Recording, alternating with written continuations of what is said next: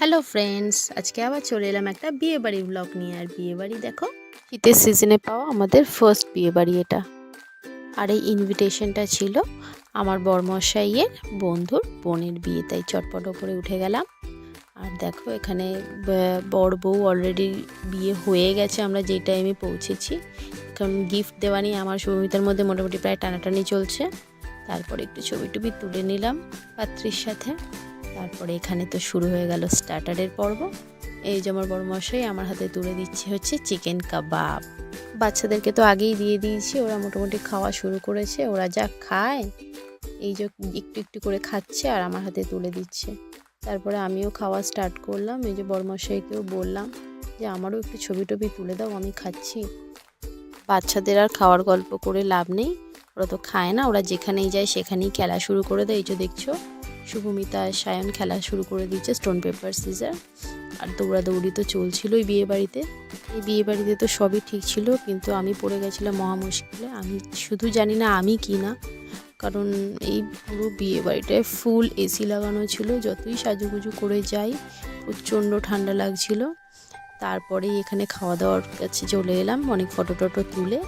এই যে আমার বরমশাই এখানে ওদের জন্য খাবার নিয়ে আসছিলো, রাধাবল্লভী, ফিশ ফ্রাই, চানা। তাছাড়া এখানে আরও অনেক ভালো ভালো খাবার ছিল। সত্যি খুবই পছন্দের খাবারগুলো ছিল।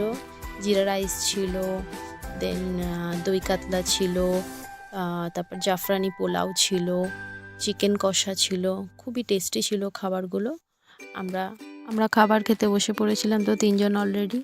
বরমশাই আমাদেরকে সার্ভ করে দিয়েছে, কারণ আমার উঠে উঠে যাওয়া সম্ভব হচ্ছিল না। Thank you so much. এটা আসলে বরমশাইকেই জানালাম। তারপর ফিশ ফ্রাইটা সত্যি দারুণ ছিল। এই যে দেখছো ওরা দুজন খাচ্ছে, খাচ্ছে কম তো ফেলছে বেশি। আমি একটু একটু করে খাইয়ে দিচ্ছিলাম, যেটুকু সেটুকুই খাচ্ছিল ওরা। তারপর আমাদের টোটালি সব কিছু দিয়ে টিয়ে বরমশাই রেডি হলো খাবার খেতে। বরমশাইও খাবার টাবার প্লেট সাজিয়ে নিয়ে এসে ও বেচারা দাঁড়িয়ে দাঁড়িয়ে খাওয়া শুরু করে দিল। বসার জায়গা তো একদমই পায়নি, তাই বেচারা দাঁড়িয়ে দাঁড়িয়ে খাচ্ছিল। আর এদিকে দেখো শুভমিতা খাচ্ছে আইসক্রিম, আর এদিকে সায়নও খাচ্ছিল আইসক্রিম। এই খাবারটাই একমাত্র ওদের খুব পছন্দের ছিল, যেটা নিজের হাতে খুব ভালো করে পরিষ্কার করে খেয়েছে একদম।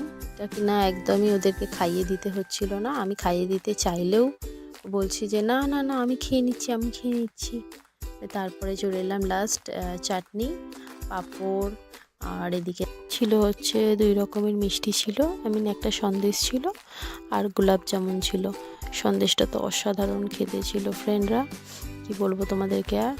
আর গোলাপ জামুনটা তো একদম গরম গরম সার্ভ করছিল ওরা, ওটাও ভীষণ টেস্টি ছিল।